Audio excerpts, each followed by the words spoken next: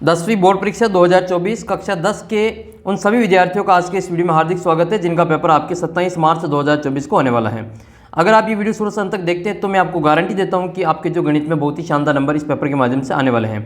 अगर आपने लास्ट के जो 2-3 पेपर देखे हैं, एक तो सामाजिक का पेपर, एक आपके विज्ञान का पेपर और एक आपका हिंदी का पेपर, ठीक है, ये 3 पेपर आपने अगर लास्ट देखे हैं तो उसमें अगर आपने इनके पुराने वीडियो अगर देख रखे हैं, पुराने पेपर बोर्ड के द्वारा जो इनके पुराने पेपर करवाए गए 2022 का पेपर और 2023 का पेपर और एक 2021 का पेपर, अधिक से अधिक क्वेश्चन, ज़्यादातर क्वेश्चन आपके इन्हीं पेपर में से उठा के दे रखे हैं। हूबहू पेपर से प्रश्न उठा के दे रखे हैं। रिक्त स्थान वाले वैसे उठा के दिए, हिंदी में भी, सामाजिक में भी और आपके विज्ञान में भी। तो आपके गणित में भी इसी प्रकार के प्रश्न आपके पुराने पेपर में से आएंगे और गणित में तो केवल नंबर बदलते हैं, सवाल करने का तरीका वही रहता है। तो अगर आपको सवाल करने का तरीका आ जाएगा तो आप जो गणित में बहुत ही शानदार नंबर प्राप्त करेंगे। और आपके लिए मैं यहाँ पर जो 2022 का पेपर, 2023 का और 2021 का और 2010 से लगाकर अब तक के जितने भी पेपर हुए हैं 2023 तक, उन सभी का सॉल्यूशन आपको मैं यहाँ पे करवाने वाला हूँ। तो उसके लिए आप चैनल को सब्सक्राइब कर लेना और आप टेस्ट भी दे सकते हैं। आपकी जो इस बोर्ड परीक्षा के लिए इंपॉर्टेंट क्वेश्चन है उनका एक टेस्ट बना रखा है जहाँ पर आप उनके उत्तर को याद करके सीधा आपके परीक्षा में हूबहू वहाँ पे लिखेंगे तो भी आपके पूरे में से पूरे नंबर मिल जाएंगे। तो उस टेस्ट का लिंक भी आपको इस वीडियो के नीचे डिस्क्रिप्शन बॉक्स में दे रखा है, वहाँ पर मिल जाएगा, या फिर अपने जो व्हाट्सअप ग्रुप है उसको ज्वाइन कर लेना, वहाँ पर भी इसका लिंक आपको उपलब्ध करवा दिया जाएगा। तो आज की इस वीडियो में हम आपको यहाँ पे 2022 का जो पेपर हुआ था वो वाला सोल्व करवाने वाले हैं। अब मैंने जैसे ही 2022 का नाम लिया, आप में से अधिकतर विद्यार्थी भी वीडियो को यहाँ पे स्किप करके आगे बढ़ने वाले हैं। तो आप चाहे बढ़ जाएं, लेकिन सच्चाई यही है कि आपके 2022 के पेपर में से हूबहू प्रश्न उठा के आपके जो 2024 के पेपर में दिए जा रहे हैं। तो अगर आपने 2022 का पेपर अच्छे से सोल्व कर लिया तो कई सारे क्वेश्चन आपके परीक्षा में हूबहू रिपीट आपको देखने को मिलेंगे। तो इसी को ध्यान में रखते हुए आज आपके सामने ये 2022 का जो पेपर हुआ था वो वाला पूरा पेपर है। और इसमें आपके ये कोरोना के समय में हुआ था तो उस समय इसका जो टाइम है वो 2 घंटे और 45 मिनट था। आपको जो इसका टाइम है वो 3 घंटे और 45 मिनट का लगेगा।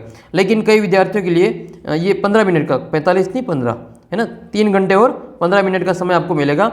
और आपके सभी विषय में पेपर आपके घंटी लगने से पहले हो गया होगा, लेकिन गणित में आप ध्यान रखना, आपके अगर सवाल आते हैं तो अगर आप टाइम मैनेजमेंट ढंग से नहीं कर पाएंगे तो आपके आते हुए सवाल भी छूट जाएंगे और फिर बाहर आकर फिर आप पछताएंगे कि काश ये सवाल मैं पहले कर लेता। तो हम इन सभी बातों की आगे चर्चा करेंगे कि आपको किस प्रकार से अपना टाइम मैनेजमेंट करना है ताकि आपका गणित में कोई भी क्वेश्चन छूटे नहीं।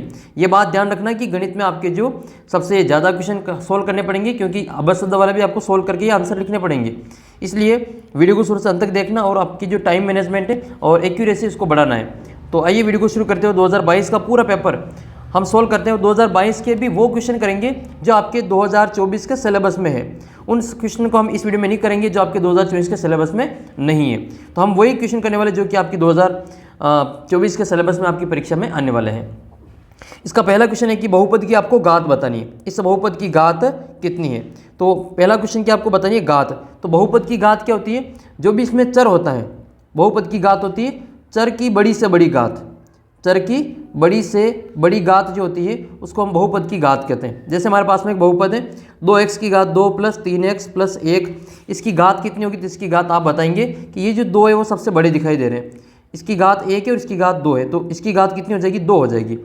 लेकिन ये तो किसी घात के रूप में इसको बदल नहीं रखा है, तो पहले हम इसको घात के रूप में बदलेंगे। तो इस 3 का इन दोनों से गुणा करेंगे और इस x का इन दोनों से गुणा करेंगे, फिर इसका उत्तर आएगा। तो 3 को इन दोनों से गुणा करेंगे, तो 3 को गुणा करेंगे हम x - 4 से और माइनस x को गुणा करेंगे x - 4 से, फिर इसको सबसे पहले बहुपद में बदल लेंगे। तो 3 का गुणा करेंगे अंदर, तो ये हो जाएगा आपका 3x - 3 चौक 12, माइनस के x का गुणा करेंगे x से, तो ये हो जाएगा माइनस का x² और माइनस क्या हो जाएगा प्लस, और x का 4 से करेंगे तो ये हो जाएगा आपके 4x। अब संख्या को जोड़ लेंगे, ये संख्या जुड़ जाएगी, इनकी सजाति को जोड़ेंगे तो ये 4 और 3 7 हो जाएंगे। तो ये आपको इसको व्यवस्थित रूप में लिखेंगे तो x² पहले आएगा, माइनस में x², फिर प्लस में आपके जो 7x और माइनस के 12। अब ये सवाल आपके जो इस रूप में आ गया है। अब इसकी अधिकतम घात कितनी है? 2 है, तो इसका उत्तर कितना आएगा आपके? 2। इसको देखकर डायरेक्ट कोई अगर 1 कर लेगा तो उसके उत्तर गलत हो जाएंगे, तो इसका उत्तर कितना आएगा आपके? 2 आएगा। तो बहुपद की घात ज्ञात करनी हो तो देखना है कि उसमें जो x y है उसकी बड़ी से बड़ी घात कितनी है। जैसे कोई द्विघात बहुपद है, द्विघात बहुपद, तो उसकी हमेशा घात कितनी होगी? 2 होगी। ये x² + 2x + 3, इसकी अधिकतम घात कितनी? 2 है, तो इसकी घात कितनी लिखेंगे? 2 लिखेंगे।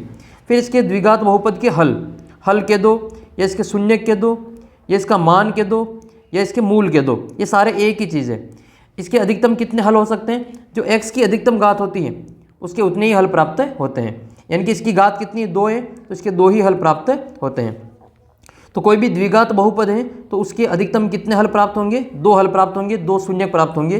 तो ये आपको ध्यान रखना है। इसके अलावा याद रखना आपको रैखिक बहुपद का। रैखिक किसे कहते हैं? जिसकी घात 1 होती है।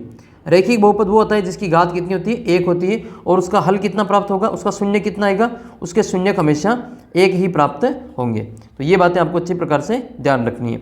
कोई n घात वाला बहुपद है, n घात वाला कोई बहुपद है तो उसकी जो शून्यक होंगे उसके भी कितने शून्य प्राप्त होंगे? उसके n ही शून्य प्राप्त होंगे।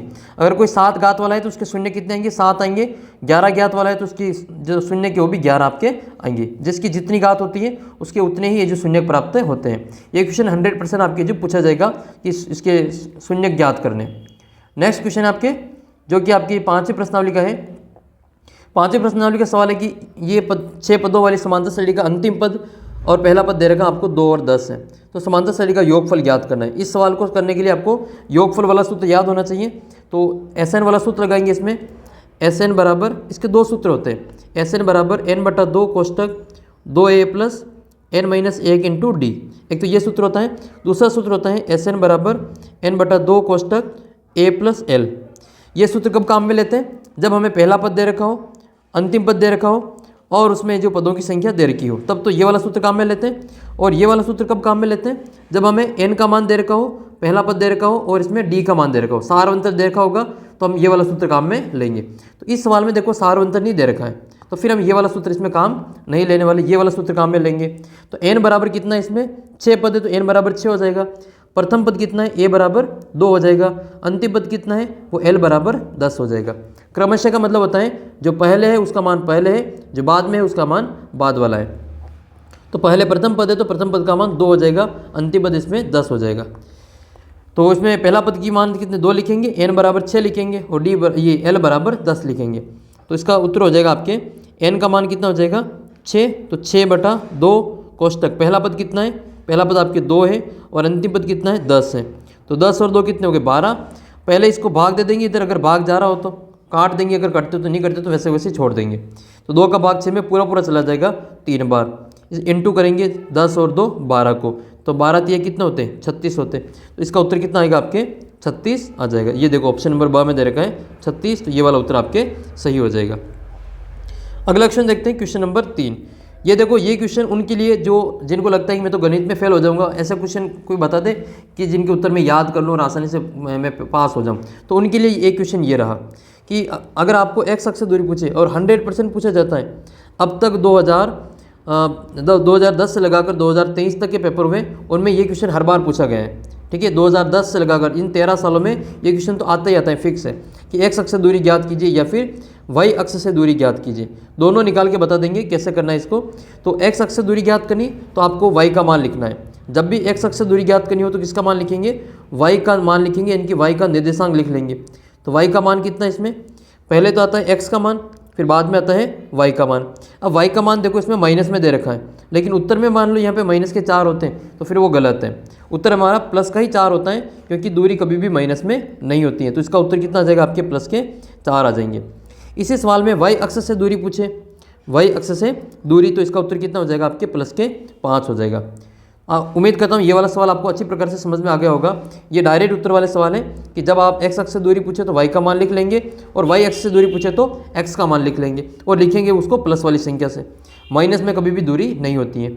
चलो एक क्वेश्चन मैं देता हूँ, उसका उत्तर आप कमेंट करके बताएंगे। एक सवाल है अपने पास में p माइनस का 3 कॉमा इसमें 4 है। इसकी y अक्ष से दूरी बतानी है, y अक्ष से दूरी बतानी, इस बिंदु की y अक्ष से दूरी कितनी है, ये उत्तर आप कमेंट करके बताएंगे। नेक्स्ट क्वेश्चन की ओर बढ़ते हैं, क्वेश्चन नंबर 4। इनमें से परिमेय संख्या कौन सी है?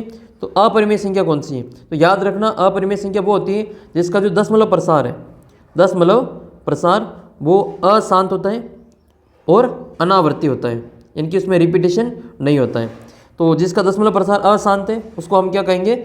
अपरिमेय संख्या कहेंगे। और परिभाषा के रूप में इसको ऐसे याद करते हैं जिससे हम p/q के रूप में नहीं लिख सकते, जिससे p/q के रूप में नहीं लिखा जा सकता है वो हमारी अपरिमेय संख्या होती है। 2 को तो लिख सकते हैं, ये आपकी परिमेय संख्या है। ये जिसके ऊपर बार लगा हुआ होता है ना ये वाला, तो उसको भी हम P बटा Q के रूप में लिख सकते हैं। ये अपने 9th क्लास में सवाल ऐसे किए होंगे। और जो जिसका दशमलव वाली संख्या है, जब पॉइंट हटा देंगे तो ये बट्टे में आ जाएगा आपके 100, ये 223 बटा 100 आ गया। इसका मतलब ये भी आपके P बटा Q में है। तो जो बची हुई संख्या वो हमारी ये वाली संख्या है, ठीक है। ये वाली संख्या कभी भी जो इसका दशमलव प्रसार शांत नहीं होगा, इसको हम P बटा Q के रूप में नहीं लिख सकते। तो ये वाली संख्या आपकी परिमेय संख्या नहीं है। एक और याद रखना, पाई भी एक परिमेय संख्या है। पाई कैसी संख्या है? एक पाई अपरिमेय संख्या है। पाई कभी भी है जो P बटा Q के रूप में नहीं लिखी जा सकती। हम अपनी सुविधा के लिए इसको 22 बटा 7 में लिखते हैं, लेकिन पाई का मान 22 बटा 7 नहीं होता है। ये इसका जो मान है, इसका दशमलव प्रसार करेंगे तो वो पाई के मान के लगभग बराबर आता है। इसलिए इसको हम 22 बटा 7 के रूप में लिख लेते हैं अपनी सुविधा के लिए, ताकि हम जब भी क्षेत्रफल वाला सवाल करें, परिमाप वाला सवाल करें, ये परिस्थिति क्षेत्रफल आयतन वाला सवाल करें तो उसमें 7 से 7 को काट सके। इसलिए इसको 22 बटा 7 में अपनी सुविधा के लिए लिखते हैं। बाकी ये 22 बटा 7 इसका P बटा Q के फॉर्म में होता है, जो कि परिमेय संख्या है, जबकि हम तो कह रहे हैं कि पाई एक अपरिमेय संख्या है। तो याद रखना, पाई का मान ये होता है। हम अपनी सुविधा के लिए इसको 22 बटा 7 के रूप में लिख सकते हैं, क्योंकि इसका भी दशमलव प्रसार इसके लगभग बराबर ही आता है। अगले क्वेश्चन की ओर देखें। के किस मान के लिए समीकरण का कोई हल नहीं है। अब देखो, कोई हल नहीं है। अपने 3 प्रकार की समीकरण पढ़िए, 3 प्रकार की रेखाएं पढ़िए। एक तो जो एक दूसरे को काटती है, एक जो एक दूसरे को नहीं काटती है, एक लाइन जो दूसरी लाइन के ऊपर गुजर जाती है। तो इन तीनों के अलग अलग नाम है। जैसे इस लाइन को तो कहा जाता है प्रतिच्छेदी रेखा, इनको कहते हैं प्रतिच्छेदी रेखा। और ये वाली को कहा जाता है समांतर रेखा, जो एक दूसरे को कभी नहीं काटती। और ये इनको कहते हैं हम ये समपति रेखा। ये कौन सी रेखा है? समपति रेखा है। जो जितनी बार काटेगी रेखा उसके उतने ही हल प्राप्त होंगे। ये कितनी बार काट रही है? एक बार काट रही है तो इसका एक ही हल प्राप्त होता है, जिसको हम कहते हैं अद्वितीय हल। अद्वितीय हल, जिसका कोई दूसरा हल नहीं है। समांतर होगी तो ये एक भी बार नहीं काटेगी, इसका कोई हल नहीं होगा, कोई हल नहीं है। और जो अनेक बार काटेगी उसके अनेक हल प्राप्त होंगे, अपरिमित रूप से अनेक हल होंगे। तो इनकी जो आपको वो शर्त है वो आपको याद होनी चाहिए कि कौन कब है जो प्रतिच्छेदी होगी, कौन समांतर होगी, कौन है जो समपति होगी। तो उसके लिए क्या करते हैं? इसके अनुपातों की तुलना करते हैं। ये निकालते हैं हम A1 बटा A2, B1 बटा B2, B1 बटा B2 और C1 बटा C2 निकालते हैं। इनके गुणांक की तुलना करते हैं, और वो अगर बराबर आता है, तीनों ही अगर बराबर है तो ये वाली समपति रेखा हो जाएगी। मान लो 2 बराबर है, पहला और दूसरा, और तीसरा बराबर नहीं है, तो फिर वो आपके समांतर रेखाएं हो जाएगी। और कोई बराबर नहीं है तो फिर आपकी प्रतिच्छेदी रेखा हो जाएगी। तीनों बराबर में समपति रेखा होती है, अनेक हल होते हैं। 2 बराबर है, पहला और दूसरा, तीसरा बराबर नहीं है तो समांतर रेखा है, इसका कोई हल नहीं होता है। और तीसरा फर्स्ट वाला है आपके, जिसमें तीनों ही बराबर नहीं है, तो वो प्रतिच्छेदी रेखा होती है। एक दूसरे को वो एक बार काटेगी और उसका एक ही हल प्राप्त होता है। तो अब इसमें ये कह रहे हैं कि आपको इसका कोई हल नहीं, तो इसमें के का मान ज्ञात करने के लिए आपको इसकी जो सेकंड शर्त है, कोई हल नहीं, समांतर वाली शर्त लगानी पड़ेगी। जो क्या होती है समांतर वाली शर्त? ये होती है A1 बटा A2 बराबर होता है B1 बटा B2, लेकिन तीसरा मान C1 बटा C2 इसके बराबर नहीं होता है। तो ये वाला निकालने के लिए हमको क्या करना पड़ेगा? यहाँ पे इसकी जो तुलना करके इसको लिखना पड़ेगा। यहाँ पर ये जो x है वो A1 है, x के गुणा में A1 है, तो A1 का मान कितना हो जाएगा? ये 3। और A2 का मान कितना हो जाएगा? ये 2k माइनस 1, ये A2 है। तो ये हो जाएगा आपका 3 बटा 2k माइनस 1 बराबर B1 कितना है? इसके गुणा में y के गुणा में 1 है, तो ये B1 बराबर 1 हो जाएगा। और B2 कितना है? ये इसके गुणा में भी 1 है, तो उसको भी 1 लिख लेंगे। फिर आपके तीसरा ये है कि ये तीसरा इसमें आपके 1 दे रखा है C1, और C2 कितना दे रखा है? 2k प्लस 1 दे रखा है। लेकिन ये तो इसके बराबर नहीं होता है, तो ये बराबर वाला तो इसमें है नहीं, अपने तो बराबर वाला चाहिए। तो ये वाला लेंगे हम, इसमें पहला और दूसरा दोनों बराबर है, तो इसको सोल्व करेंगे। तो इसको क्रॉस गुणा कर देंगे, 3 से 1 को और 2k माइनस 1 को भी 1 से। तो 3 बराबर क्या हो जाएगा आपके? 2k minus 1। माइनस का 1 इधर आएगा तो वो प्लस का हो जाएगा। तो ये क्या हो जाएगा आपके? 3 प्लस 1 बराबर 2k। 3 के और 1 के ये 3 और 1 कितना हो गया? 4 बराबर 2k। तो k का मान कितना आ जाएगा? ये 2 इसके भाग में चला जाएगा, तो k बराबर आ जाएगा 4/2। 4/2 का मतलब कितना होता है? 2 होता है। और ये ऑप्शन नंबर ए में दे रखा है। ऐसे सवालों को सोल्व करना पड़ेगा। तुक्के लगाओगे तो कुछ भी लगा दोगे, उत्तर गलत हो जाएंगे। तो ये सारी चीज़ें आपको अच्छी प्रकार से समझ में आनी चाहिए। अब हम करते हैं इसका सवाल नंबर 6। तो ये सवाल हमने कर लिया। छठा सवाल देख लेते हैं इसका। किसी द्विघात समीकरण के मूल वास्तविक नहीं होंगे। तो द्विघात समीकरण के मूल वास्तविक कब नहीं होते? ये जो मूल जो वास्तविक है, काल्पनिक है, वो कैसे ज्ञात करते हैं? वो विविक्ति कर से ज्ञात करते हैं। किससे ज्ञात करते हैं? विविक्ति कर से ज्ञात करते हैं। विविक्ति कर क्या होता है? ये विविक्ति कर होता है ये d बराबर, इसको डिस्क्रिमिनेंट कहते हैं, d बराबर b² माइनस 4ac। इसको विविक्ति कर कहते हैं और इसी की सहायता से मूलों की प्रकृति ज्ञात करते हैं। अब ये इसका जो मान है वो 3 प्रकार का हो सकता है। इस डी का मान 3 प्रकार का हो सकता है। एक तो इसका जो मान है ये b² - 4ac, इसका मान है जो 0 से बड़ा हो जाए। दूसरा ये कि b² - 4ac इसका मान 0 के बराबर आ जाए। तीसरा ये कि b² - 4ac इसका जो मान है वो 0 से छोटा हो जाए। ये 0 से बड़ा है, इसका मतलब इसका उत्तर जो आएगा वो प्लस में आएगा। ये बराबर में कितना आएगा, 0 आएगा, और ये इसका उत्तर माइनस में आएगा। तो जिसका उत्तर प्लस में आता है उसके मूल कैसे होते हैं, वास्तविक होते हैं। मूल वास्तविक होंगे, वास्तविक होंगे और वो असमान होंगे। वास्तविक और असमान दोनों ही मूल अलग अलग आएंगे, यानी कि दोनों ही जो मान आएंगे वो अलग अलग आएंगे। जिसके मूल इसमें b² - 4ac इसका मान अगर 0 के बराबर आ जाए, इस बराबर से याद रखना इसके मूल तो वास्तविक तो होंगे, लेकिन मूल भी कैसे होंगे, बराबर होंगे। बराबर में 0 आ जाएगा तो इसके मूल वास्तविक और कैसे होंगे, बराबर होंगे। वास्तविक और बराबर होंगे। ये बराबर आ रहा है यहाँ पे तो बराबर याद कर लेना ऐसे। और ये 0 से छोटा है, माइनस में आ रहा है तो काल्पनिक होंगे इसके। तो मूल कैसे हो जाएंगे, मूल हो जाएंगे आपके काल्पनिक, वो वास्तविक नहीं होंगे। काल्पनिक लिखो या वास्तविक नहीं, दोनों एक ही बात है। तो ये इसके मूल वास्तविक नहीं है तो इसका मतलब वो काल्पनिक है, ये वास्तविक नहीं है। काल्पनिक का मतलब क्या हुआ, केवल कल्पना करते हैं, वास्तव में ये होता नहीं है, तो उसको हम वास्तविक नहीं या फिर आप उसको काल्पनिक कहेंगे।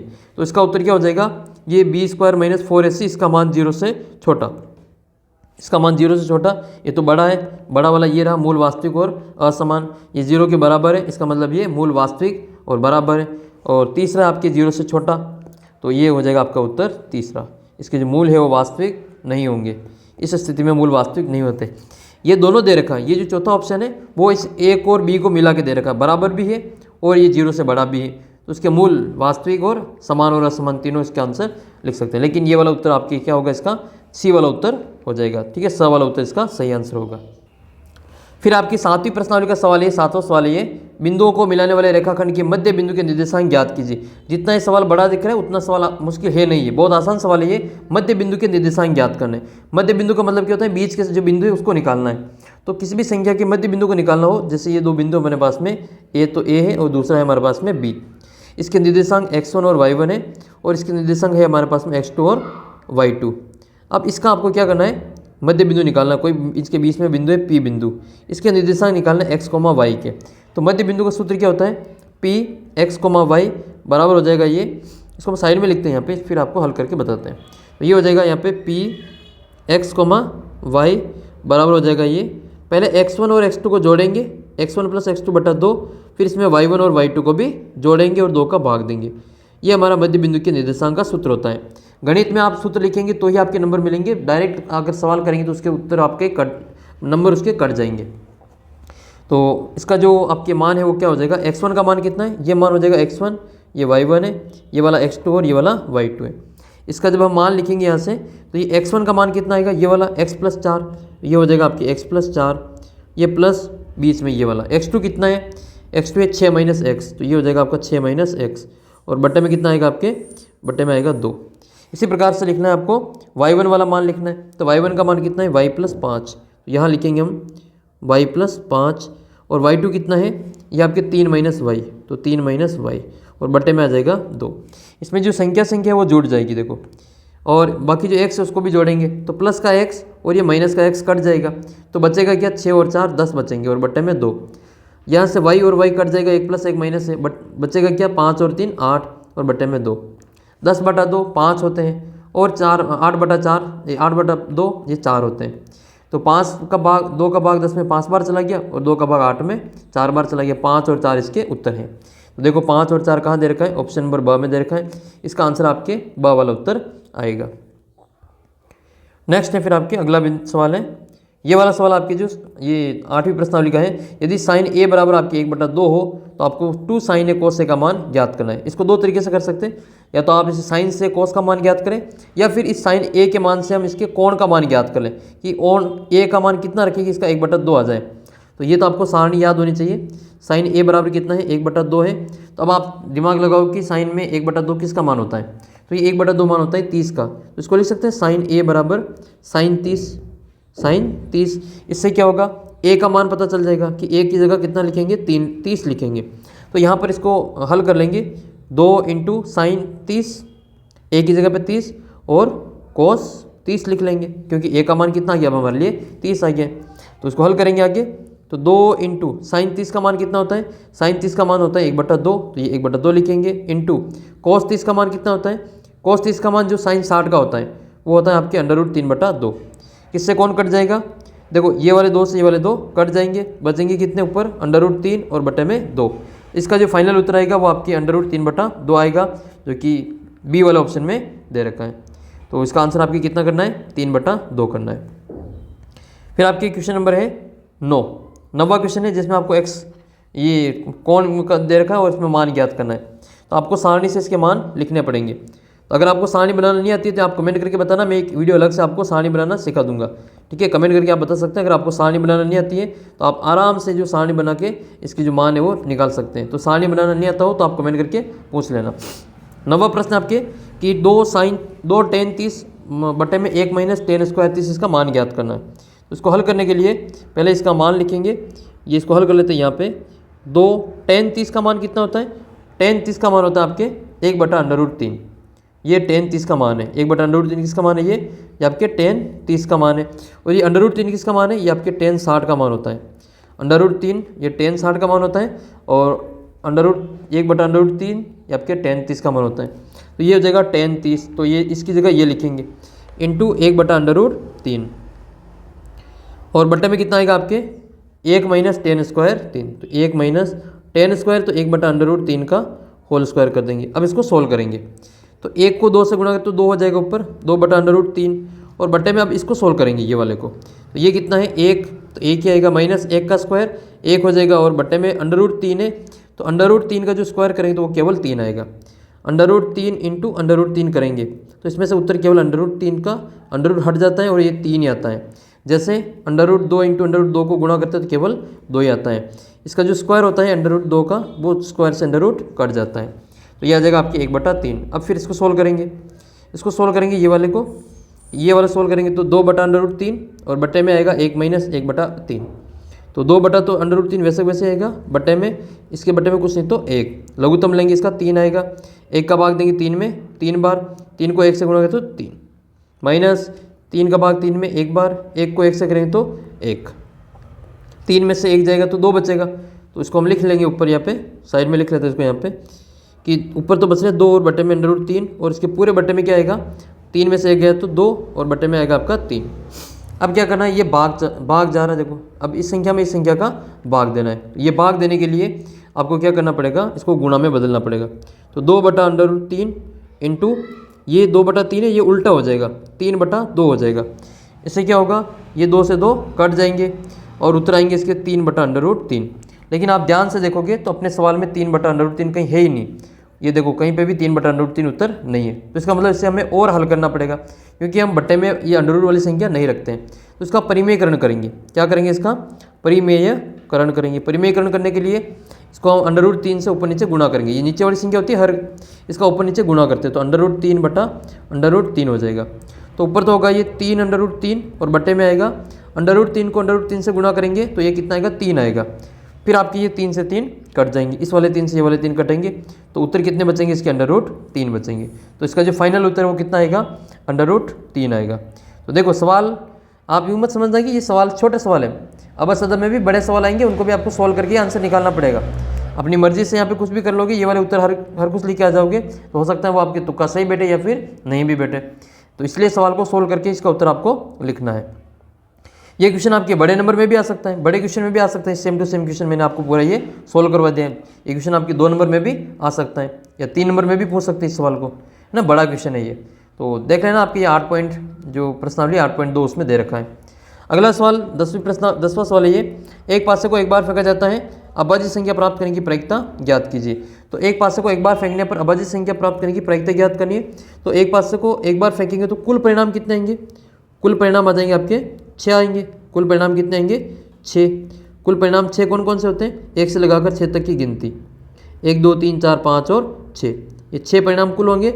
इसमें से अभाज्य संख्या बतानी है, अभाज्य संख्या। तो अभाज्य संख्या कौन सी होती है, जो खुद के पहाड़े में ही आती है और किसी के पहाड़े में वो नहीं आती। जैसे 2 है, 3 है, 5 है, यही आएंगे अभाज्य संख्या। तो आगे 7 आता है, लेकिन अपने तो 7 और 5 से पे होता ही नहीं है, तो ये 3 ही नंबर लेंगे।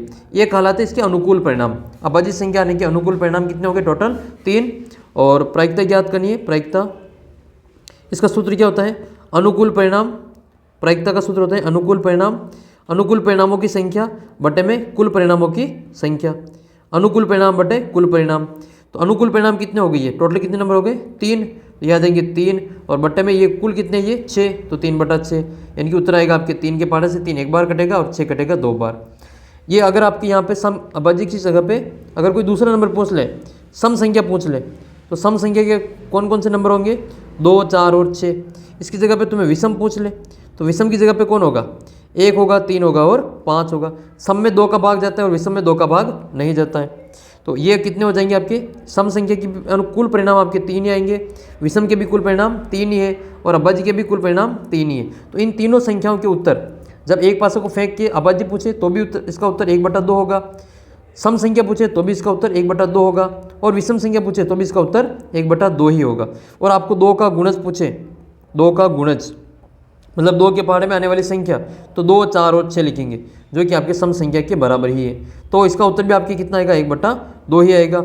और आपके पूछे 3 का गुणज, 3 का गुणज, तो 3 के गुणज क्या क्या आएंगे, जो 3 के पहाड़े में आते हैं वो 3 और 6, 3 और 6 कितने, 2 ही अंक हो रहे, तो फिर इसका उत्तर चेंज हो जाएगा, 2/6 होगा, जो कि 1/3 आएगा। ध्यान रखना इसमें 2 के गुणज तो वही सम संख्या वाला है, लेकिन 3 का गुणज उत्तर चेंज हो जाएगा, ये 2/6 का 1/3 उत्तर आएगा। तो इस प्रकार से आपको ये प्रायिकता वाला सवाल आ जाए तो कर लेना है। इसमें आपसे ये पूछ ले कि 4 से छोटी संख्या, तो 4 से छोटी संख्या कितनी है, 1, 2, 3, ये 4 से छोटी है, 3 ही अंक है, तो फिर आपके 3/6 हो जाएगा, इसका भी उत्तर 1/2 ही आएगा। 5 से छोटी संख्या पूछे तो आपके 1, 2, 3, 4, ये 5 से छोटी है, तो आपके कुल परिणाम कितने हो गए 4, और बटे में कितने आएंगे 6, यानी कि इसका उत्तर आएगा आपके 2/3। अगर इसमें आपसे पूछें कि 4 या 4 से छोटी, 4 या 4 से छोटी, तो इसमें 4 को भी शामिल किया जाएगा, तो 1, 2, 3, ये तो 4 से छोटी है, और 4 या 4 से छोटी में ये 4 भी शामिल होंगे, तो या वाले में उस संख्या को भी गिनते साथ में, तो ये हो जाएंगे 4/6, यानी कि 2/3 हो जाएगा। तो ऐसे आपको जो सभी सवालों को सोल्व करके उसके उत्तर निकालने हैं। अब आपके सवाल आता है इंपॉर्टेंट मध्य माध्यक बहुलक का। बड़ी शानदार प्रश्नावली है ये, और बहुत ज़्यादा नंबर इससे आप प्राप्त कर सकते हैं। ये कह रहा है कि इसका माध्यक ज्ञात करना है। माध्यक ज्ञात करने के लिए इसको आरोही या अवरोही क्रम में लिखा जाता है। किस में करते हैं आरोही अवरोही क्रम, माध्यक ज्ञात करने। माध्यक का मतलब होता है बीज की मान, इनके बीज की संख्या लिखनी है।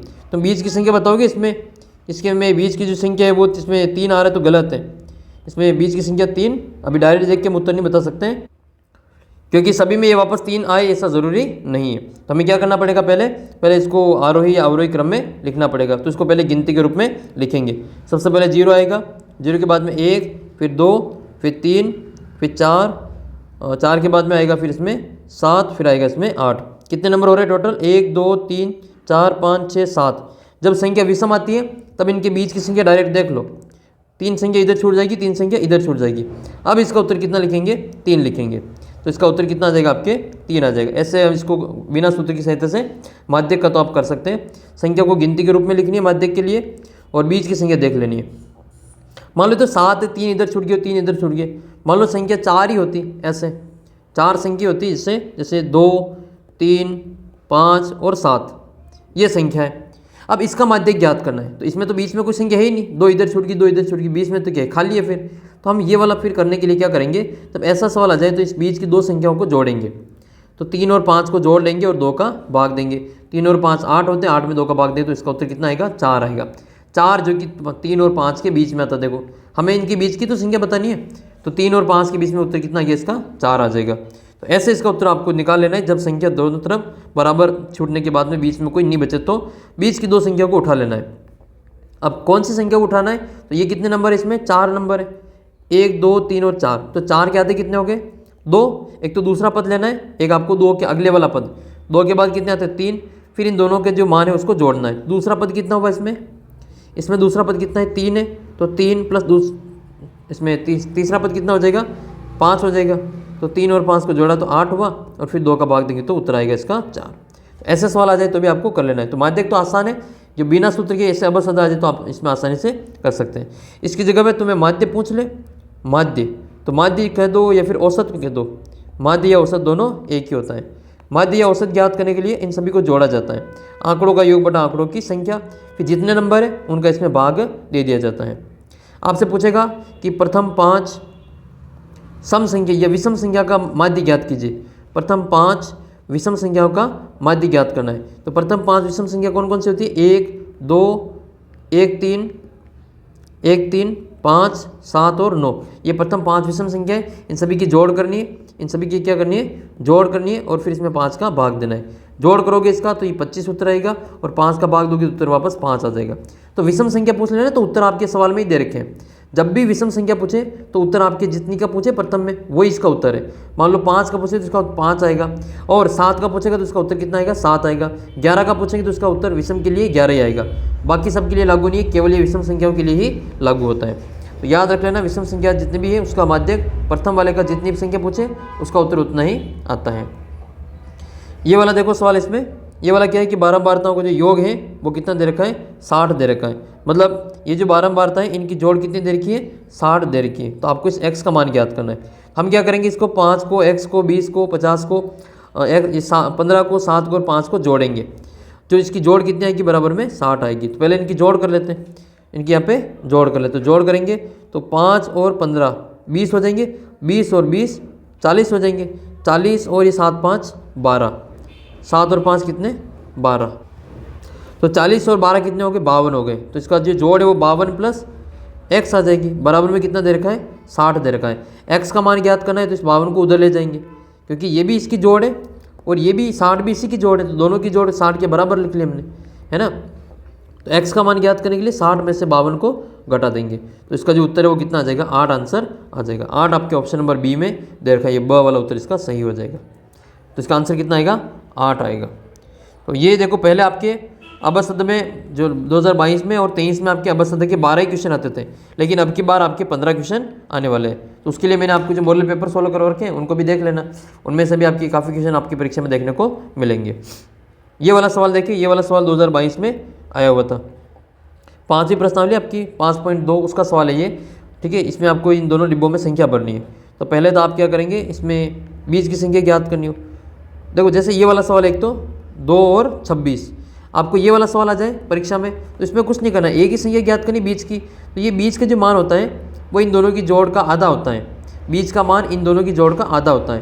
जैसे 3 संख्या हमारे पास में a, b और c, a, b और c अगर ये समांतर श्रेणी में है तो b का जो मान होगा वो a और c की जोड़ का आधा होता है, a प्लस c बटा 2 के बराबर आता है। तो b का मान ज्ञात करना है इसमें। तो a का मान कितना है? 2 और c का मान कितना है? 26 है, और बटे में कितना आ जाएगा? 2 आ जाएगा। तो a और 2 और 26 को जोड़ेंगे तो 28 होगा, और 28 में 2 का भाग कितने बार जाएगा? 14 बार चला जाएगा। तो इसका जो आंसर है वो कितना आएगा आपके यहाँ पे? 14 आएगा।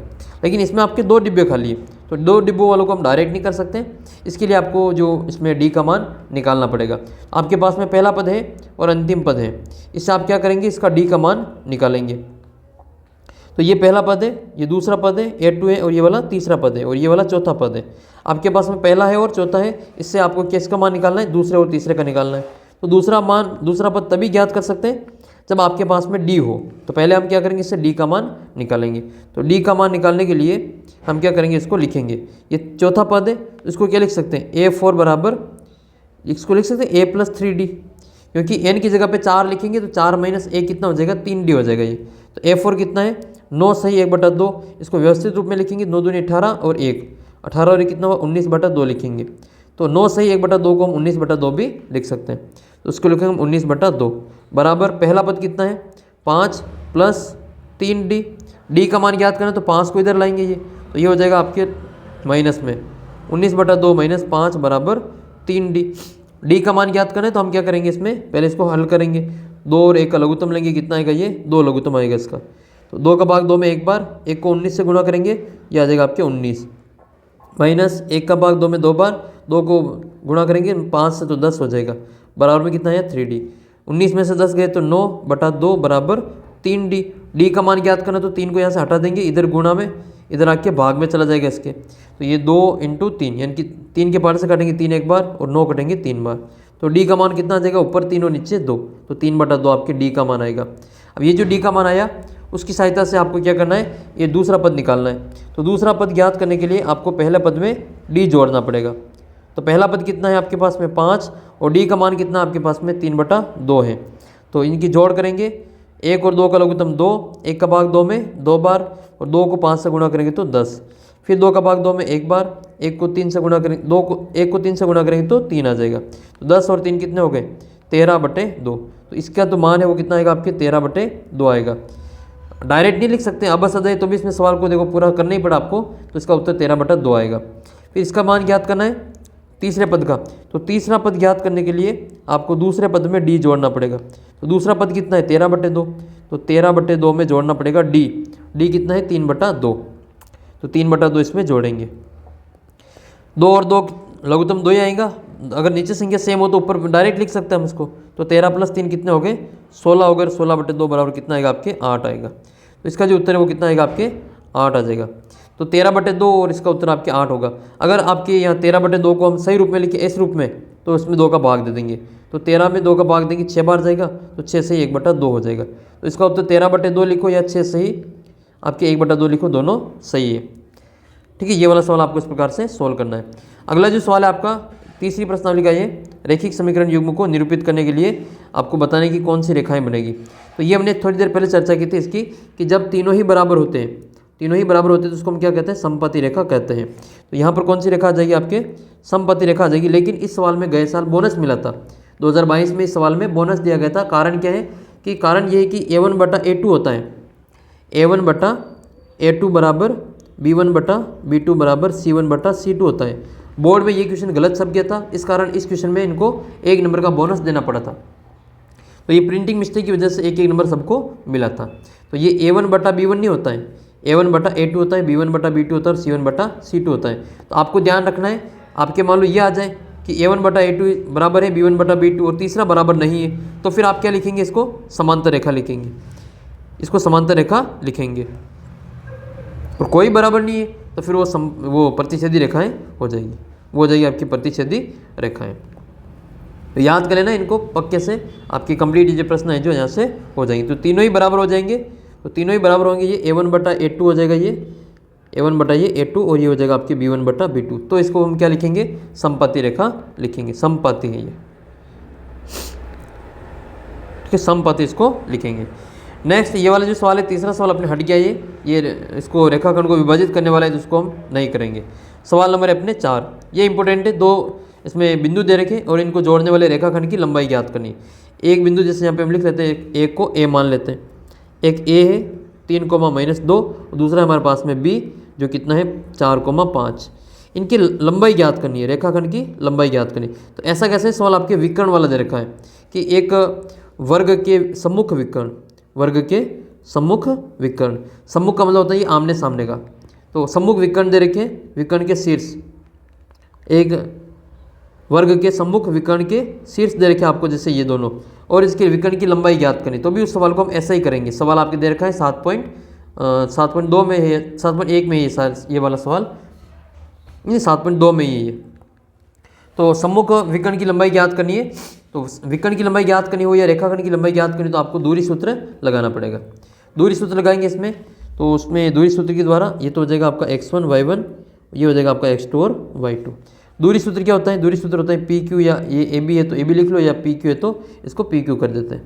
तो ये PQ बराबर इसका दूरी सूत्र होता है, दूरी सूत्र डिस्टेंस फॉर्मूला लगाएंगे इसमें।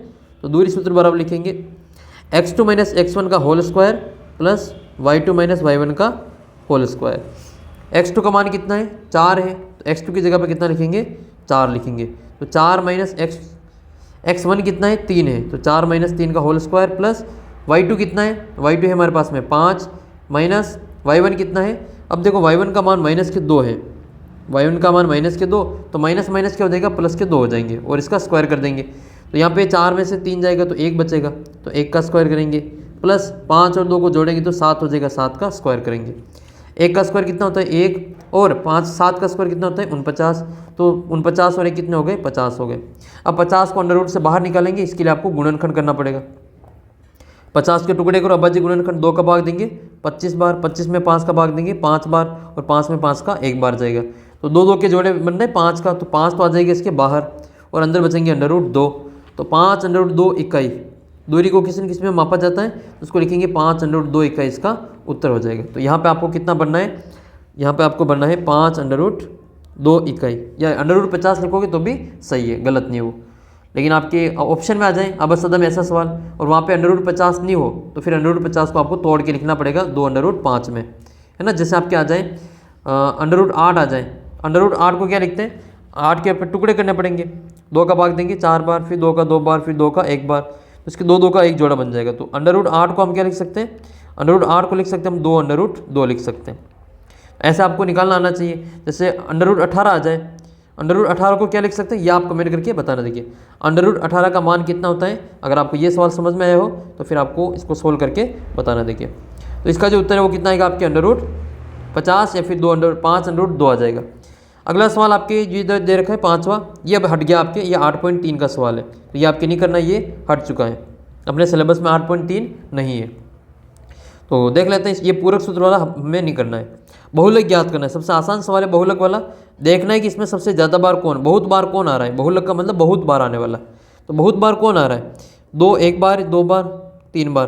तो 2 कितने बार आ रहा है इसमें, 2 आ रहा है आपके 3 बार, और फिर 0 तो 1 बार ही है, 1 1 बार ही है। फिर 3 को देख ले तो 3 आपके 2 बार आ रहे हैं, तो 3 कितने बार आ रहा है, 2 बार आ रहा है। 2 आ रहा है आपके 3 बार और 3 आ रहा है आपके 2 बार, तो ज़्यादा बार कौन आ रहा है, 2 आ रहा है हमारे, कितने बार आ रहा है वो 3 बार आ रहा है। तो इसका उत्तर कितना आ जाएगा आपके 2 आ जाएगा। तो इसमें बहुलक बराबर कितना भरेंगे, 2 भरेंगे। इसमें कोई सूत्र नहीं चाहिए, डायरेक्ट आपको देख के उत्तर बताना है। तो एक सवाल पास करवाने वालों के लिए ये रहा, इसको आप सोल्व करेंगे तो आपके उत्तर डायरेक्ट इसमें 2 लिखेंगे तो इसका उत्तर आपके 2 सही है। फिर आप अगला सवाल देखते हैं जो कि आपके, देखो अब की बार आपके 7 आएंगे रिक्त स्थान, 7 रिक्त स्थान आने वाले हैं। अगला सवाल आपके अति लघुतरात्मक प्रश्न। अति लघुतरात्मक प्रश्न में आपको क्या करना है, यहाँ पर आपको अति लघुतरात्मक प्रश्न के लिए ये पहला सवाल है, एक एक लाइन के उत्तर देने, या फिर एक एक शब्द में उत्तर तो नहीं कहेंगे इसको, एक एक लाइन के या फिर बड़े सवाल होंगे तो इनको सोल्व करके आपको उत्तर देना है। अब तक आप जो एक एक शब्द में या एक एक लाइन में एक एक अक्षर में उत्तर दे रहे थे तब आपका एक एक नंबर मिल रहा था, लेकिन अब इसका सीधा उत्तर लिखेंगे तो आपको 1 नंबर नहीं मिलेगा, आपको इसको पूरा सोल्व करके बताना पड़ेगा। तो पहला सवाल आपके, ये सवाल फिक्स आएगा आपके 100%, HCF और LCM दोनों अच्छे से कर लेना, आपके 2 नंबर तो पक्के हो जाएंगे। तो LCM HCF तो आप अच्छे से कर लेना, सीख लेते हैं। LCM HCF मान लो नहीं आता तो कैसे करेंगे, पहले इनके अभाज्य गुणनखंड करेंगे। तो 72 और इसमें 120 के हम क्या करेंगे, अभाज्य गुणनखंड करेंगे। ये इधर निकाल लेते हैं 72, और ये 72 में भाग देंगे 2 का, तो 2 का भाग जाएगा इसमें 36 बार, फिर 36 में 2 का भाग देंगे 18 बार, 18 में 2 का भाग देंगे 9 बार, 9 में 2 का देंगे, 2 का तो जाएगा नहीं, 2 का कैसे देंगे, 3 का देंगे, 3 का देंगे 3 बार, और 3 में 3 का 1 बार। फिर हमें 120 के भी टुकड़े करने पड़ेंगे, तो इस साइड में हम 120 के भी कर लेते हैं। तो 120 में 2 का भाग देंगे 60 बार जाएगा, 60 में 2 का भाग देंगे 30 बार जाएगा, 30 में 2 का भाग देंगे 15 बार जाएगा, 15 में 2 का नहीं जाएगा तो 3 का देंगे 5 बार जाएगा, फिर 5 में 5 का 1 बार जाएगा। ये गुणनखंड करने के बाद में आपको यहाँ पे इनको लिखना है। देखो 72 को हम क्या लिख सकते हैं, 72 में 2 तो आएंगे 3 बार, 2 इंटू 2 इंटू 2, और 3 आएंगे आपके 2 बार, 3 इंटू 3। और फिर आपके लिखना है 120 को, तो 120 में क्या लिखेंगे, 3 बार तो लिखेंगे 2 को, 2 इंटू 2 इंटू 2, और 1 बार लिखेंगे इसमें 3, और 1 बार लिखेंगे इसमें 5। अब आपको ज्ञात करना है LCM।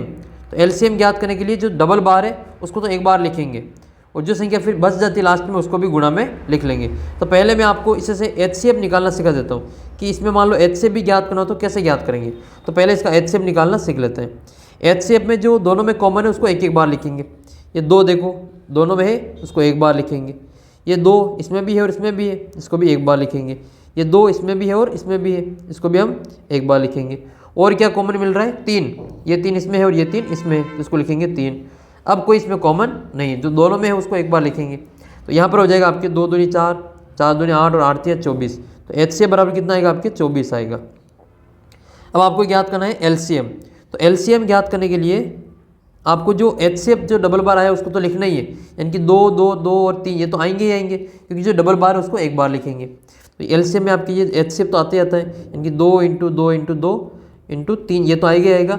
जो बचा हुआ 3 और 5 है इनको भी गुणा में लिख लेंगे, तो इंटू 3 और इंटू में 5 लिख लेंगे। सबको हम गुणा कर लेंगे, तो यहाँ तक तो गुणा कर रखा हमने, कितना ये 24 है। इंटू तीनों पंजे 15 है, तो 24 को 15 से गुणा करेंगे तो इसका उत्तर आ जाएगा आपके 360। ठीक है, तो इसका जो एलसीएम है वो कितना आएगा 360 आएगा, और एचसीएफ कितना आएगा आपके 24 आएगा। मान लो अब इस सवाल में ये तो आपके उत्तर हो गए।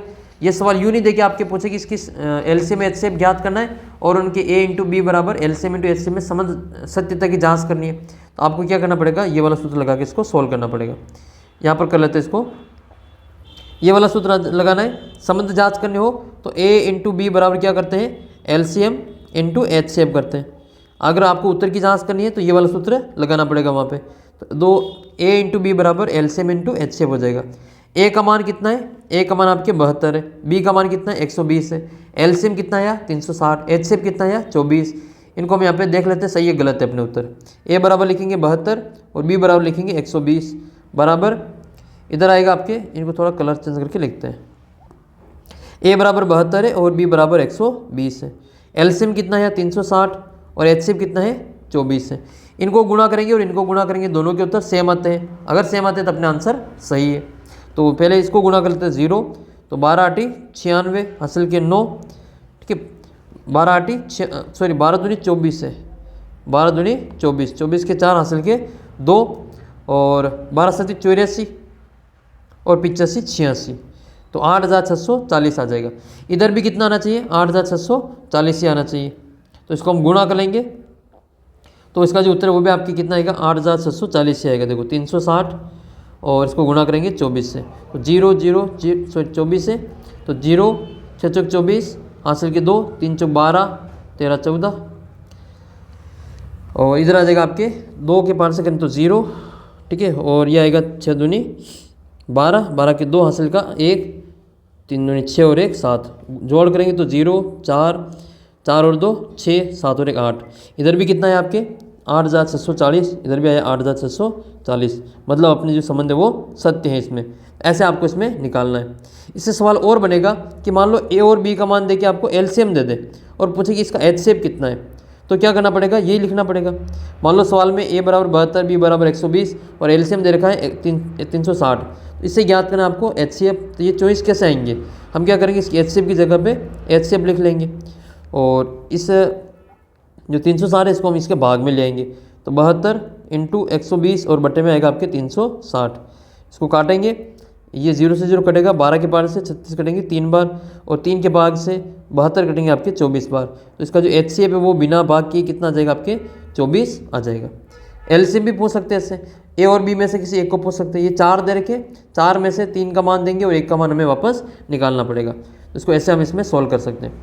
दूसरा सवाल है अपना ये कि एक द्विघात बहुपद ज्ञात कीजिए जिसके शून्यकों का योग और गुणनफल -3 और 2 है। इसमें आपको केवल बहुपद ज्ञात करना, 1 नंबर में आ जाइए। तो इसको डायरेक्ट मैं आपको शॉर्ट ट्रिक के माध्यम से करवाना चाहता हूँ, उससे आप कर लेना इसको। ये शून्यकों का योगफल कितना है -3, योगफल को लिखते हैं हम अल्फा प्लस बीटा से, जो कितना दे रखा है आपको -3 दे रखा है। और गुणनफल कितना है अल्फा इंटू बीटा, तो अल्फा इंटू बीटा बराबर दे रखा है आपको 2। इस सवाल को करने का जो छोटा तरीका वो क्या है, वो इसका एक सूत्र याद रखना आपको, x² minus alpha plus beta into x plus alpha into beta. ये इसका शॉर्टकट तरीका है इस सवाल को करने का। 1 नंबर आ जाएगा, इसको ये वाला सूत्र लगा के कर लेना। तो x² minus alpha plus beta कितना है -3, इसको लिखेंगे -3 इंटू में x और प्लस में अल्फा इंटू बीटा 2 हो जाएगा। माइनस माइनस क्या बनेगा यहाँ पे 3 बनेगा, प्लस का 3, x² ये प्लस का 3x और प्लस का अंदर गुणा कर दिया x के साथ में, तो ये माइनस माइनस प्लस 3x हो जाएगा और प्लस में 2। तो इसका जो उत्तर आएगा वो x² प्लस 3x प्लस 2 इसका आंसर हो जाएगा।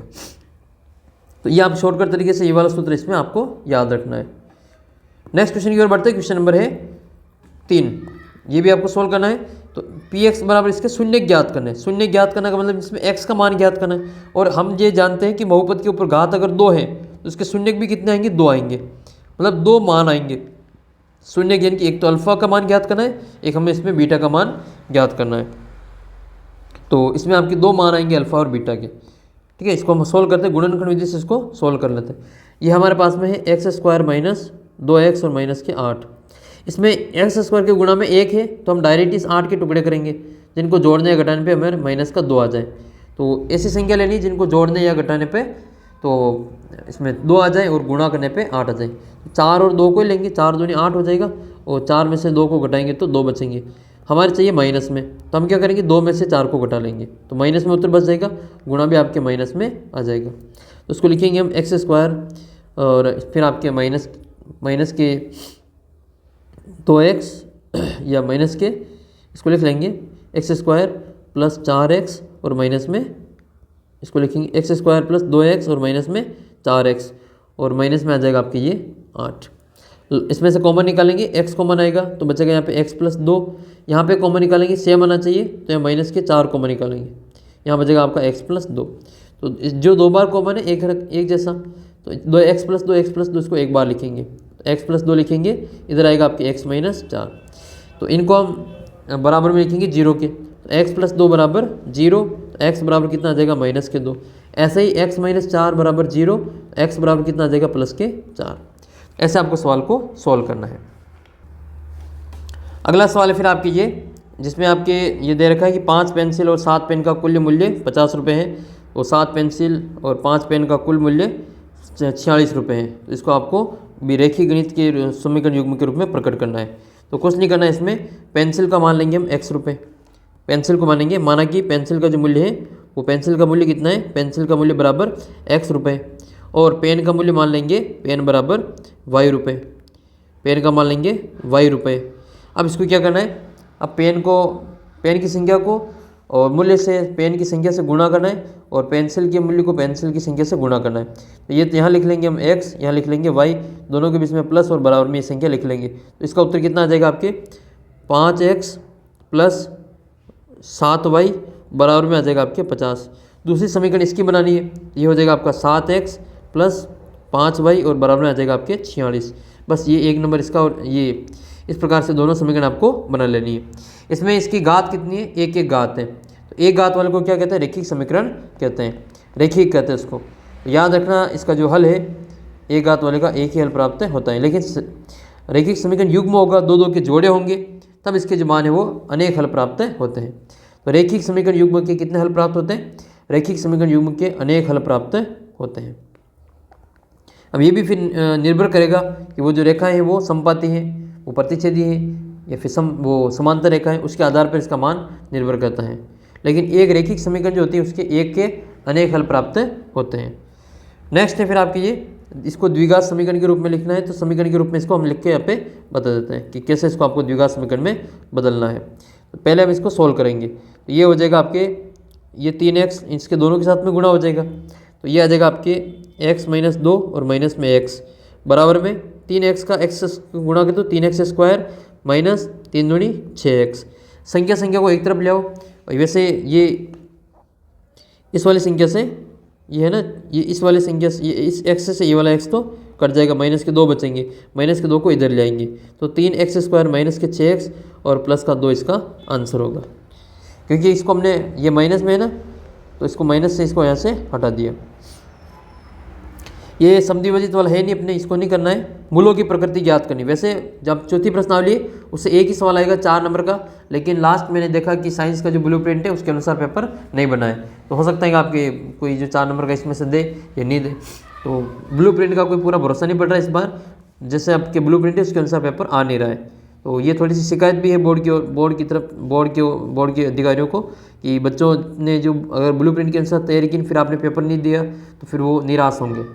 तो देख लेते हैं इसमें भी, इसके मूलों की प्रकृति भी ज्ञात कर लेते हैं। मूलों की प्रकृति कैसे ज्ञात करते हैं, इसमें ABC का मान निकालते हैं कि ABC का मान कितना, A बराबर कितना है 3, B बराबर कितना है माइनस के 8, C बराबर कितना माइनस के 16। फिर इसको हम सोल्व करेंगे। यहाँ पे विविक्तिकर ज्ञात करने के लिए आपको विविक्तिकर का सूत्र लगाना पड़ेगा, मूलों की प्रकृति D बराबर B square minus 4AC। B का मान कितना है माइनस के 8, तो ये माइनस के 8 का स्क्वायर माइनस 4 इंटू A का मान कितना 3 और C का मान कितना माइनस के 16। सबको गुणा कर लेते हैं, 8 का स्क्वायर करेंगे तो 64 माइनस माइनस प्लस 3 चौक 12 या 16 दूनी 32 16 48, तो 4 इंटू 48। जब इसको जोड़ करेंगे, पहले गुणा कर लेते हैं एक बार और इसको, तो 64 प्लस 4 8 32 और ये हो जाएगा आपके 4 चौक 16 और 3, दोनों को जोड़ करेंगे तो 4 और 2 6, 9 और 6 15 के 5, हासिल का 1 और 1 2, कितना आया ये 256 आया। 256, ये इसका जो मान है वो 0 से बड़ा है, इसका जो मान है वो 0 से बड़ा है। इसका मतलब 0 से बड़ा है तो इसके मूल कैसे होंगे, जो b स्क्वायर माइनस 4ac इसका मान 0 से बड़ा आता है तो इसका जो मूल होते हैं वो वास्तविक होते हैं। कैसे होते हैं, मूल वास्तविक होते हैं। और अलग अलग होंगे, एक जैसे होंगे तो वो असमान होंगे। वो कैसे होंगे, असमान होंगे। ये आपको विशेष तौर पे ध्यान रखना है। तो अगला सवाल करते हैं हम इसमें। देखो ये वाला सवाल है अपने, ये 7वां सवाल, 8वां सवाल जो कि प्रश्नावली नंबर 7 का है। मध्य बिंदु के तो निर्देशांक दे रखे हैं इसमें और आपको इसके साइड के किसी एक बिंदु के निर्देशांक ज्ञात करने हैं।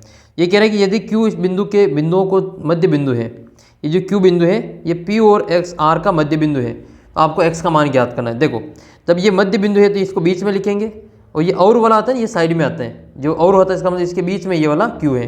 तो ये तो आ जाएगा आपके P, ये आ जाएगा आपके R और इसके बीच में है Q। तो इसके बीच में इसके निर्देशांक लिख लेते हैं। तो P के निर्देशांक क्या है, P के निर्देशांक है अपने पास में 5 और माइनस के 4। Q के क्या है, Q के है 0 और 1। और R के कितने, R के है x और 6, x और 6 है। ये आपको क्या करना है, इसमें इस R का जो x है इसका निर्देशांक ज्ञात करना है।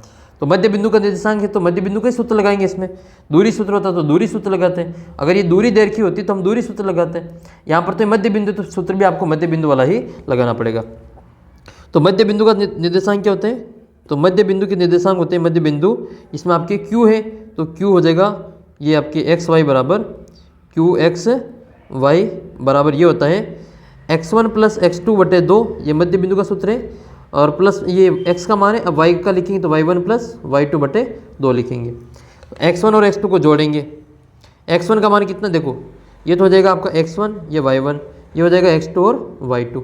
x1 का मान कितना है 5 है, प्लस x2 कितना है x है, बटे में 2 है, y1 कितना है माइनस के 4 है, y2 कितना है प्लस के 6 है, और बटे में कितना आएंगे 2 आएंगे। इधर देखो, इधर ये Q का मान दे रखा हमें, ये Q का मान 0 और 1 है, तो इसमें लिख लेंगे इसको, Q को हम 0 और 1 लिख लेंगे, 0 और 1 लिखेंगे। अब इसमें इसकी तुलना करेंगे तो देखो ये तो x का मान है और ये वाला हमारा y का मान है, हमें ज्ञात करना है इसमें x का मान। तो हम क्या करेंगे, x की तुलना करेंगे, इसमें x की तुलना इस x के साथ में करेंगे। तो ये तो पहला मान है वो x का, ये भी पहला मान x का, ये दूसरा मान y का और ये दूसरा मान y का। तो x की तुलना x के साथ में करेंगे। तो तुलना करने पर x निर्देशांक की तुलना करने पर, तो x निर्देशांक की तुलना करेंगे, तो x की तुलना x के साथ में करेंगे। x का मान कितना है 0 बराबर y का मान कितना है, ये इधर x का मान कितना है तो 5 प्लस x और बटे में कितना है 2, तो प्लस के 5 प्लस x और बटे में 2, तो ये बटे में 2 इससे गुणा हो जाएगा। तो 0 से 2 का गुणा करें तो 0 ही आएगा, बराबर में कितना आएगा 5 प्लस x। x का मान ज्ञात करें तो प्लस के 5 को इधर ले आएंगे, ये माइनस में हो जाएगा। तो 0 माइनस 5 बराबर x, तो ये माइनस का 5 आंसर आएगा, x बराबर माइनस के 5। 0 में से 5 जाएगा तो माइनस के 5 इसके उत्तर आएंगे। फिर आपके अगला सवाल है ये 2 tan square 45 plus cos square 30 plus minus sine square 60। इसमें आपको क्या करना है, इसमें इस मान ज्ञात करना है। तो सारणी से इसका मान लिखेंगे, यहाँ मैं सोल्व कर रहा हूँ इस वाली साइड में, तो सारणी से इसका मान लिखेंगे। 2 tan का मान 45 का मान लिखना है, तो tan 45 का मान होता है 1, तो 1 का स्क्वायर लिखेंगे, प्लस कोस 30 का मान लिखेंगे, कोस 30 का मान साइन 60 के बराबर होता है। तो जितना मान साइन 60 का होता है उतना ही मान कोस 30 का होता है, इसका मान होता है √3/2, और इसका स्क्वायर करेंगे माइनस साइन 60 का मान भी जो वही है जो कोस 30 का होता है, तो √3/2 होता है। इसका करेंगे स्क्वायर, यहाँ पर स्क्वायर कर लेते पहले, तो 2 × 1 प्लस 3/4 माइनस 3/4। √3 का स्क्वायर करेंगे तो 3 ही आएगा, और 2 का स्क्वायर करेंगे तो 4 आएगा, क्योंकि √3 का स्क्वायर करने से स्क्वायर से अंडर रूट कट जाता है, और 2 का स्क्वायर करेंगे तो 2 का स्क्वायर 4 हो जाएगा, तो 3/4 आएगा इसका। अब इसको हल करेंगे तो 2 × 2 प्लस 3/4 माइनस 3/4, ये दोनों सेम संख्या है, एक प्लस की एक माइनस की कट जाएगी, तो इसका उत्तर आ जाएगा आपके 2। और पूरा सोल्व करके इसको हल करेंगे, लघुत्तम लेके सोल्व करके करोगे तो भी इसका उत्तर 2 ही आएगा। वो भी करके देख लेते हैं। इसमें लघुत्तम लेंगे 1, 4 और 4 के लघुत्तम 4 आएगा, 1 का भाग 4 में 4 बार जाएगा, 4 को 2 से गुणा करेंगे तो 8 आएगा, प्लस 4 का भाग 4 में 1 बार, और 1 को गुणा करेंगे 3 से तो 3 आएगा, माइनस 4 का 4 में 1 बार, 1 को 3 से गुणा करें तो 3 आएगा। फिर इसको सोल्व करेंगे तो 8 और 3 11 माइनस 3 बटे में 4, 11 में से 3 गए तो 8/4, 8 में 4 का भाग कितनी बार जाएगा 2 बार जाएगा, और मैंने इसको यही बता दिया था कि ये दोनों कट जाएंगे, उत्तर इसके 2 आएंगे। तो ये भी कर सकते हैं, उसका आंसर डायरेक्ट वहाँ पे 2 भी लिख सकते हैं। फिर आपके अगला सवाल है ये क्वेश्चन नंबर 10। क्वेश्चन नंबर 10 में आपको एक प्रायिकता वाला सवाल है कि एक थैले में 3 लाल 5 काली गेंद है, इस थैले में से एक गेंद निकल जाती है, इसकी क्या प्रायिकता है कि वह जो गेंद है वो लाल रंग की गेंद होगी।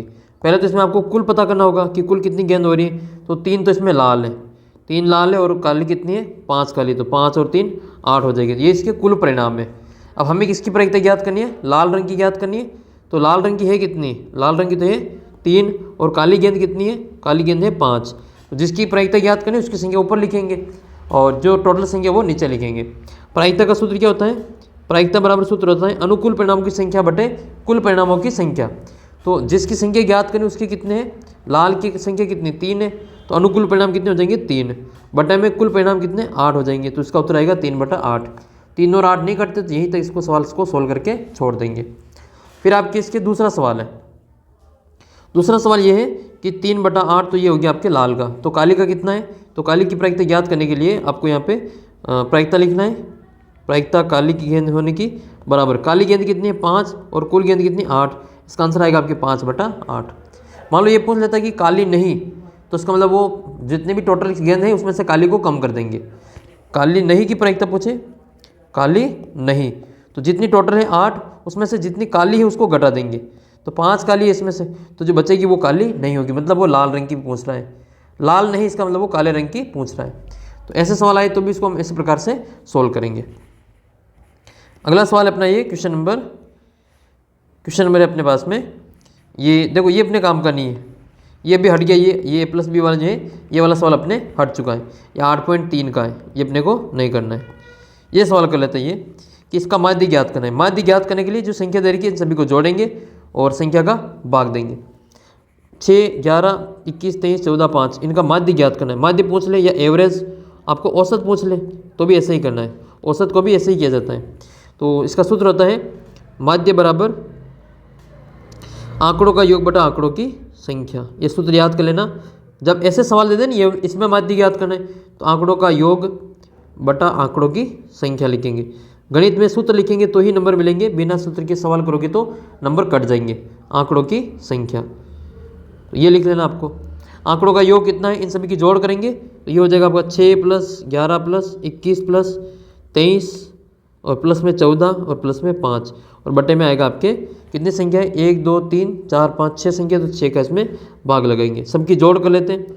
तो 6 और 1 7 और 1 8, 8 और 3 11, 11 और 4 15, 15 और 5 20 का 0 हासिल का 2, 2 और 1 3, 3 2 5, 5 और 2 7, 7 और 1 8, 8 80 में भाग देंगे फिर 6 का। तो 6 का भाग देंगे तो 6 कम 6 2 बचेंगे 20 हो जाएंगे। तो 6 तिया 18 फिर 2 बचेंगे फिर 20 हो जाएंगे, फिर 3 3 3 3 इसके चलते रहेंगे। 18 में भाग देंगे 20 में भाग देंगे 6 का तो आगे 3 3 ये चलते रहेंगे। ये इसका माध्य आपके हो जाएगा। तो ये हमने भाग अ किया है। अभी तो इसके देखो 12 तो आपके अबसद किया मैंने, 7 इसके रिक्त स्थान और 12 आपके वन लाइनर। अब इसका जो भाग ब है इस पेपर का वो हम आपको अगले वीडियो में पार्ट में कर देंगे, क्योंकि 1 घंटे का ये वीडियो हो चुका है। अगर आप 1 घंटा वीडियो देखें और लगातार पूरा वीडियो नहीं देख पाएंगे, इसलिए अब आपका जो पार्ट ब है उसको मैं सेकंड पार्ट में सोल्व कर दूंगा। पार्ट ब को अब अलग पार्ट में मिल जाएगा। और अगर आपको देखना है पार्ट ब तो आप जो कमेंट करके बता सकते हैं, वैसे आपको जिसका जो सोल्यूशन है मैं करवा दूंगा, तो ज़रूर आप उसको भी देख लेना। जैसे ये तो पार्ट अ ही किया हमने, अब इसमें ये बाकी सवाल है आगे वो हम आगे की वीडियो में सोल्व करेंगे, क्योंकि वीडियो बहुत लंबा हो जाएगा, फिर आप भी देखने में परेशानी होती है। तो ये वाले सवाल जैसे इंपॉर्टेंट है फिक्स आता है, ये सवाल तो 100% आएगा ही आएगा। इसको सवाल को तो आपको करना ही करना है। ये वाले सारे सवाल मैं आपको सिद्ध करके बता दूंगा, इनका अच्छी प्रकार से सोल्व कर लेना। तो उम्मीद करता हूँ आपने 1 घंटे तक ये वीडियो देखा है यहाँ तक, तो आपको निश्चित रूप से इसमें फ़ायदा मिलेगा। और वीडियो को अपने सभी दोस्तों के साथ में शेयर जरूर कर देना। मैं आपके सारे वीडियो सोल्व करवाऊंगा, सारे जो आपके पेपर हैं वो इसी प्रकार से सोल्व करवाने वाला हूँ। तो मिलते हैं आपको अगले वीडियो में, तब तक आप चैनल को सब्सक्राइब कर लेना और अपना जो टेस्ट है ऐप के ऊपर जाके वो टेस्ट जरूर दे देना। टेस्ट का लिंक वीडियो के नीचे आपको डिस्क्रिप्शन बॉक्स में दे रखा है। अगर आपने वीडियो यहाँ तक देखा है तो आप अपना नाम और अपने स्कूल का नाम कमेंट बॉक्स में लिख के ज़रूर बताना। मिलते हैं आपको अगले वीडियो में, तब तक जय हिंद जय भारत। चैनल को सब्सक्राइब करना और ऐप को डाउनलोड कर लेना। 10वीं क्लास का जो व्हाट्सअप ग्रुप है उसको भी आप ज्वाइन कर सकते हैं, उसका भी लिंक आपको नीचे वीडियो के नीचे डिस्क्रिप्शन बॉक्स में दे रखा है।